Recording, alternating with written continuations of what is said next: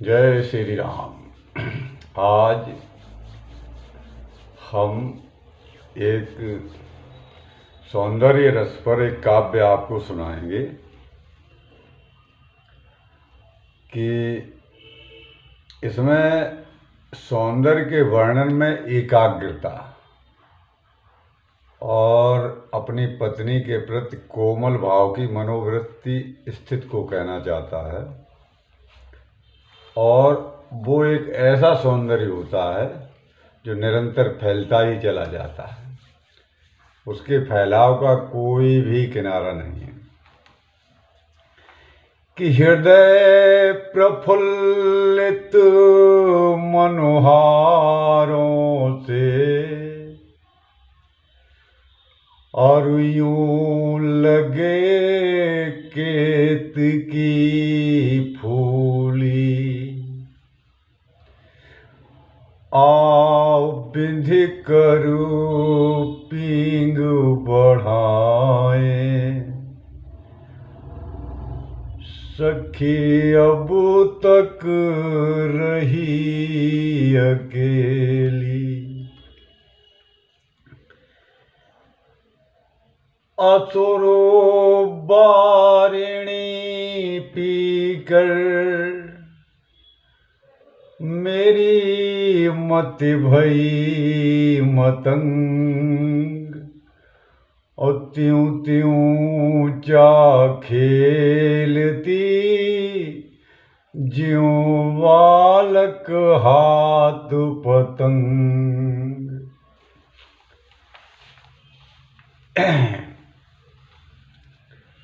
कि जो एक शब्द आया है, इसमें आगे शब्द आएगा एक खोपा शब्द। तो जब मैं इंटर की क्लास में पढ़ता था, कक्षा 11-12 में, तब ये हमने कविता लिखी थी। तो हमारे यहाँ एक कार्यक्रम हुआ था, स्कूल के 50 या 75 साल पूरे होने पर बहुत बड़ा कवि सम्मेलन हुआ था और बहुत बड़े बड़े कवि आए थे। तो हमारे एक उसके संयोजक थे, वो भदौलिया थे, एक अध्यापक लेक्चरर। तो हमने उनसे कहा एक कविता हमें पढ़ लेने दो। तो उन्होंने ये कहा था कि इतने बड़े बड़े मतलब जो है कवि इसमें शिरकत करेंगे शिरकत, और तुम इसमें क्या कविता पढ़ोगे। तो दरअसल ये हमारी सन 91 की ये कविता लिखी हुई है, इंटर क्लास में हम जब पढ़ते थे। या वो खोपा शब्द जो है मलिक मोहम्मद जायसी का था, वो हमारे दिमाग में टच कर गया था। उसी खोपा शब्द को लेकर के हमने ये कविता लिखी थी। तो पहले तो खोपा का वो हमारे हिंदी टीचर थे, तो वो हमें समझाते थे, तो समझ में नहीं आता था, ऊट पटांग शब्द लगता था। लेकिन वो ऊट पटांग शब्द से हमारी कविता लग गई। तो अब उसका उल्लेख करते हैं कि छोड़ के आंगन खोपा जब काले केस पछारे। औरतें जो जूड़ा नहीं बांधती हैं, तो जब नहाती हैं तब वो बाल अपने खोलती हैं। तो उसी से हमारा कविता हमारी स्टार्टिंग हुई थी कि छोड़ के आंगन खोपा जब काले केस पछारे, और आह आह की धुनियों में प्राण आहुति कर जा रे। पुष्प दंत की पंगत पुष्प दुती सी, खोलत भाग्य हमारे, इन काले केसों की लटियों से ज्यों टूट गिरे हों तारे। दरअसल इसमें आपको हम आगे चल के बताएंगे कि ये कविता हमने किस आशय से लिखी थी। कि आंगन दिखा सरोवर और नीर हिमानो खिलती धूप, और देख स्वयंवर नैनन में भय अधीर मनन के भूप। शहद चुआवत डोलत है और कीड़ते अपने तन। और चंद्र कहाँ नभमंडल में इस सोमवती के दिन। कि कहने का मतलब है कि अपनी पत्नी को जब पहली बार आदमी देखता है तो उससे ज़्यादा सुंदर इस संसार में कोई लग ही नहीं सकता है। आजकल दुनिया के काव्य लिख दिए गए हैं कि किसी ने तो वैश्या के ऊपर लिख दिए, किसी ने किसी रानी के ऊपर लिख दिए, किसी ने किसी के ऊपर लिख दिए, किसी ने अपनी प्रेसी के लिए लिख दिए, लेकिन अपनी पत्नी की सुंदरता का चित्रण किसी ने नहीं किया।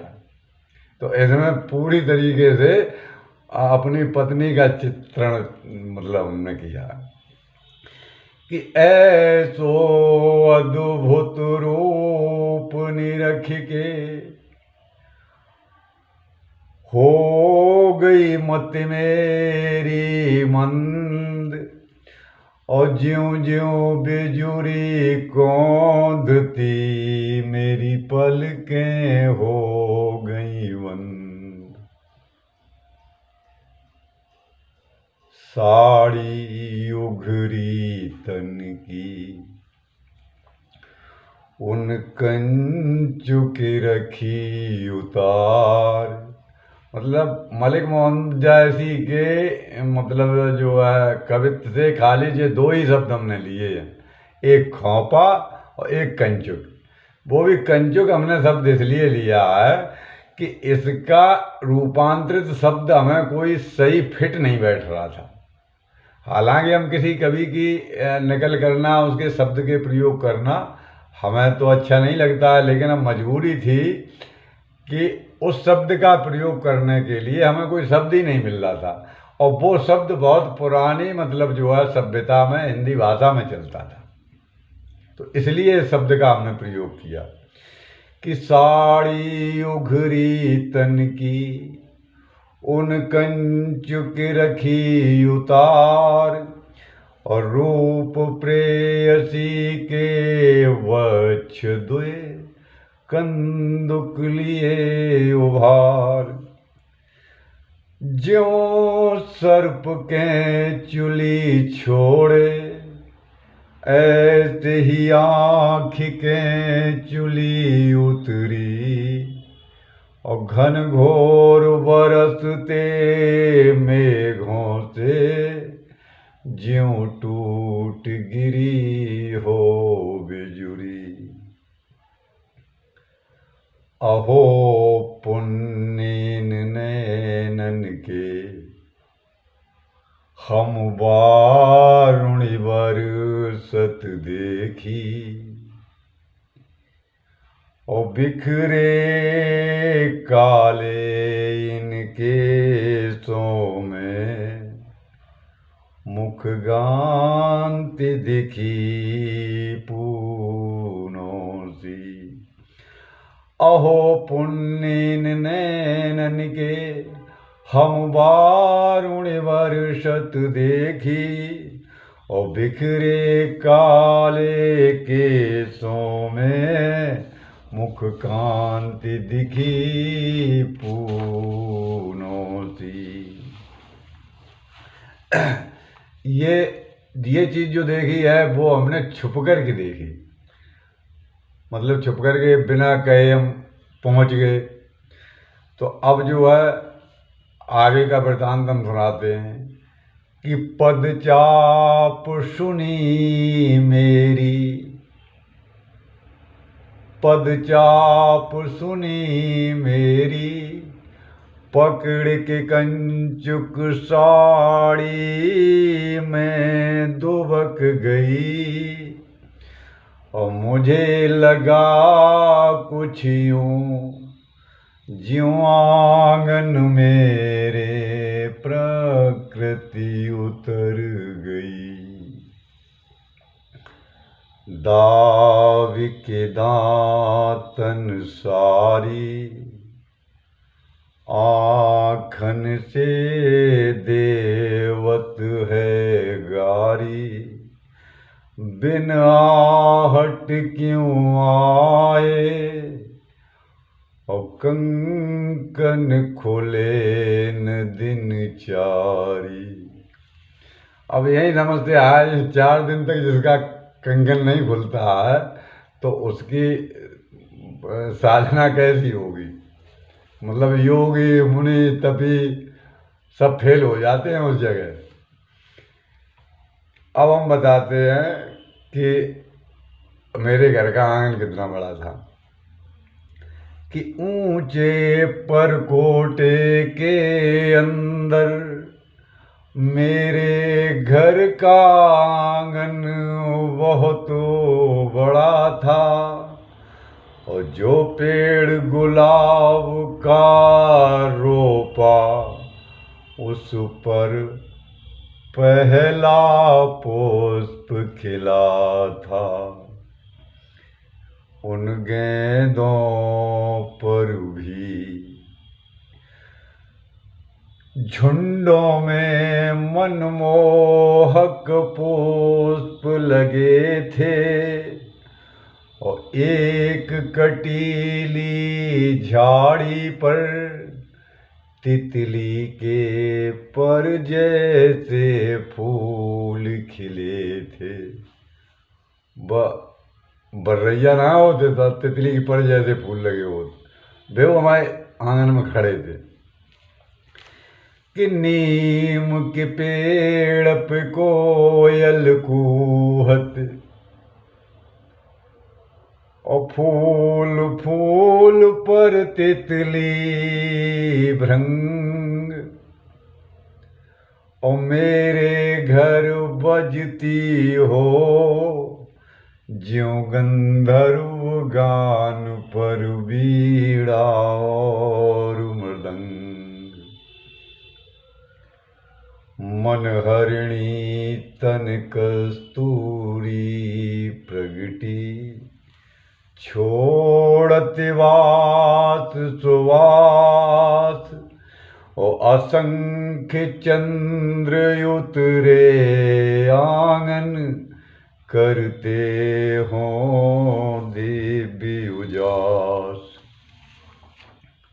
और ये सब कुछ देख करके फिर क्या होता है कि यौवन के मदिरालय में कुछ और न मुझको सूझे, और मेरी बरवस आँखों ने देखा पूरा आंगन उससे खेले।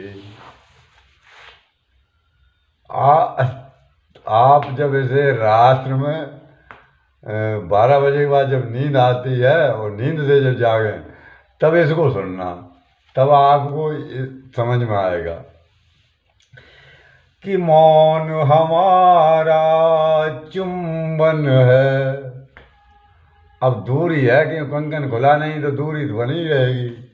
कि मौन हमारा चुंबन है, अधरों पर अभिराम लिए, ओ आनंद मेरे खोल रहे थे हृदय पीर की चीखों में।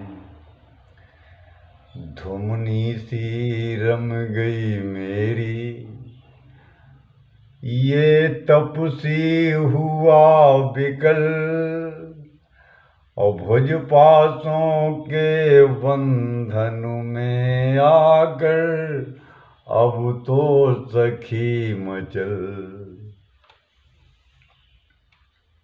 जब इतनी बात कही हमने फिर कि जब तक हाथ न कंकन छूटे, मैं कागन खीर खिलाऊं, और मत छुप छुप मोह निहारो, मैं मन कैसे अपना समझाऊं। लख लख गुण रूप तुम्हारे, कूदत काग मुड़ेरन।